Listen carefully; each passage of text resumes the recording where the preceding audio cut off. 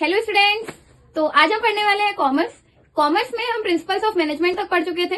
आज हम मैनेजमेंट में ही आगे प्लानिंग चैप्टर स्टार्ट करने वाले हैं। आज की वीडियो में हम प्लानिंग की मीनिंग, उसकी इंपॉर्टेंस, उसकी लिमिटेशंस और मोस्ट इंपॉर्टेंट उसके स्टेप्स कवर करने वाले हैं, जिसका क्वेश्चन आपको जरूर मिलेगा पेपर में, भले ही 6 मार्क्स का मिले या आपको 4 मार्क्स का मिले, जरूर मिलेगा। तो ये सारी चीजें हम आज की वीडियो में कवर करेंगे। तो चलिए ज्यादा टाइम वेस्ट नहीं करते हैं और वीडियो शुरू करते हैं। आ जाइए। प्लानिंग की मीनिंग देखते हैं। Planning is all about what is to be done, when is to be done, how is to be done and where is to be done. Planning का सिंपल सा मतलब है कि आप क्या करने वाले हैं, कब करने वाले हैं, कैसे करने वाले हैं और कहाँ करने वाले हैं, इसे ही हम प्लानिंग कहते हैं। और इन्हीं सारे क्वेश्चंस को हमें प्लान करना होता है कि हम कौन सा काम कब करेंगे और फर्स्ट ऑफ ऑल क्या करेंगे, कैसे करेंगे, कहाँ पर करेंगे, यही सारी चीजें प्लानिंग के अंडर आती हैं।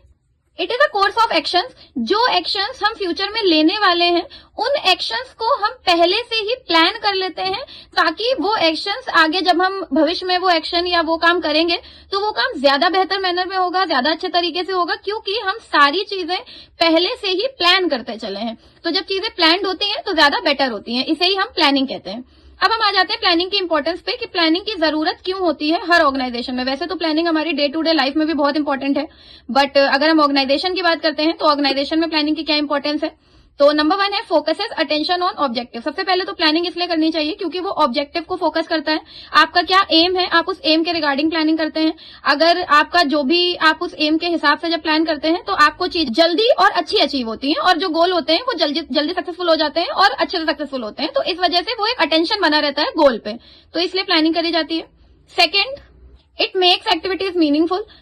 जब आप प्लानिंग करके काम करते हो तो वो काम मीनिंगफुल होता है, क्योंकि आप पहले से ही प्री प्लान कर चुके हो कि ये करने से ऐसा हो सकता है, ये करने से ऐसा हो सकता है। तो जब आपको चीजें पता है तो आप एक्टिविटीज उसी के हिसाब से करते हो, ताकि जो भी आप काम कर रहे हो उसका बेस्ट रिजल्ट आपको देखने को मिले।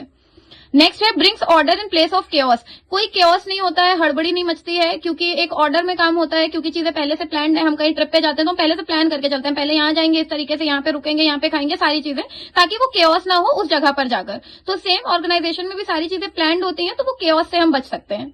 नेक्स्ट है रिड्यूसेस रिस्क ऑफ अनसर्टेनिटी।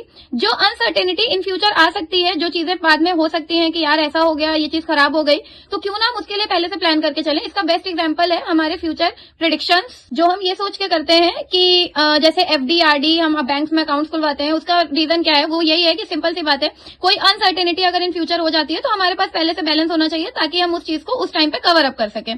तो सेम ऑर्गेनाइजेशन में अगर मान लीजिए लॉस हो जाता है, तो आप पहले से अगर प्लानिंग करके चलते हैं तो आप उस रिस्क को काफी हद तक कम कर सकते हैं। तो इस वजह से ऑर्गेनाइजेशनल प्लानिंग बहुत इंपॉर्टेंट है, और ये प्लानिंग की इंपॉर्टेंस है।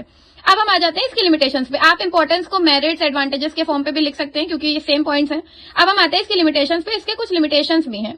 फर्स्ट है costly process. It is a very costly process. जब हम प्लानिंग करते हैं तो हमें बहुत सारी चीजों की जरूरत होती है, और क्योंकि ऑर्गेनाइजेशन में प्लानिंग होती है तो वो लार्ज स्केल पे होती है, बड़े लेवल पे होती है, जिसकी वजह से पैसा बहुत लग जाता है। तो ये बहुत एक्सपेंसिव हो जाता है प्लानिंग करना ऑर्गेनाइजेशन, तो ये बहुत कॉस्टली प्रोसेस है। Second, it is time consuming. इसमें टाइम बहुत ज्यादा लगता है। एक प्रॉपर आपको टीम बनानी पड़ती है, जो सिर्फ, क्योंकि ऑर्गेनाइजेशनल प्लानिंग की बात है तो लार्ज स्केल पे होती है, तो वो सारा का सारा टाइम इसमें ही देते हैं। आपको बहुत सारे फ्यूचर को प्रिडिक्ट करके प्लान करनी पड़ती हैं चीजें, तो ये बहुत ज्यादा टाइम कंज्यूमिंग होती है। Second limitation. Next, rigidity. अगर आप प्लान कर लेते हैं तो फिर आप उसमें, ऑल दो प्लान फ्लेक्सिबल होते हैं, बट उसमें एक वो हो जाता है कि आपने अगर प्लान कर लिया तो आपको लगता है इसी हिसाब से चीजें होनी है, तो आप जल्दी जल्दी चीजों को चेंज नहीं कर सकते, क्योंकि वो पहले से प्लान्ड है। नेक्स्ट है लैक ऑफ एक्यूरेसी। और जो प्लानिंग होती है वो कंप्लीटली एक्यूरेट नहीं होती है, क्योंकि वो फोरकास्ट पे बेस्ड होती है। आप कोई भी चीज है वो आप प्रेडिक्ट करके कर रहे हो कि हाँ ऐसा हो सकता है, बट ये जरूरी नहीं है कि वैसा हो, तो यहाँ पे एक्यूरेसी रहती है। कभी कभी प्लानिंग हमारे लिए फायदेमंद होती है, और सेम टाइम पे कभी कभी जो प्लानिंग होती है वो हमारे लिए नुकसानदायक भी होती है। बिजनेसेस में लॉसेस भी हो जाते हैं, क्योंकि आपने गलत प्लानिंग करी थी, तो इस वजह से वो कंप्लीटली एक्यूरेट नहीं होती है। तो ये कुछ लिमिटेशंस हैं प्लानिंग की, जिनकी वजह से जो प्लानिंग है वो खराब भी होती है कई जगह पे। देखते हैं प्लानिंग में कौन कौन से स्टेप्स इन्वॉल्व होते हैं, प्लानिंग होती किस तरीके से। Number 1, setting of objectives. आपको सबसे पहले ऑब्जेक्टिव सेट करने पड़ते हैं कि आपको किस चीज के लिए प्लान करना है, तो वो गोल आपको क्लियर होना चाहिए। Second, developing planning premises. इसके बाद में वो जगह जहां पे आप प्लानिंग करने वाले हैं, वो लोग जो प्लानिंग करने वाले हैं, क्योंकि ऑर्गेनाइजेशन की प्लानिंग है। Third, identifying alternative courses of action. इसके बाद में आप किस तरीके से प्लानिंग करेंगे और उस प्लानिंग के अलावा और क्या क्या चीजें करी जा सकती हैं, ऑल्टरनेटिव क्या है, उन्हें आइडेंटिफाई करना।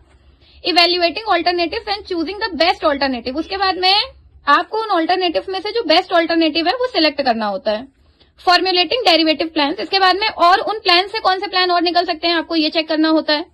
सिक्योरिंग कॉपरेशन, जब प्लानिंग हो रही है तो टीम में कॉपरेशन बहुत इंपॉर्टेंट है, अगर कॉपरेशन नहीं होगा तो प्लानिंग करेक्ट नहीं होगी। लास्ट फॉलो अप एक्शन, और उस प्लानिंग पे आपको टाइम टू टाइम देखते रहना पड़ता है, चेक करते रहना पड़ता है कि वो प्लानिंग सही हो रही है या नहीं। तो ये सारे स्टेप्स हैं जो नेसेसरी होते हैं प्लानिंग करने में। तो स्टूडेंट्स, ये था आज का वीडियो प्लानिंग के ऊपर। जो चीजें बच रही हैं वो हम नेक्स्ट वीडियो में कवर करेंगे और अगले वीडियो में हम प्लानिंग चैप्टर को एंड कर देंगे। अगर आपको कोई डाउट हो तो मुझे कमेंट सेक्शन में बताइएगा। वीडियो को लाइक करिए, दोस्तों के साथ शेयर करिए और चैनल को सब्सक्राइब करिए। Thank you so much.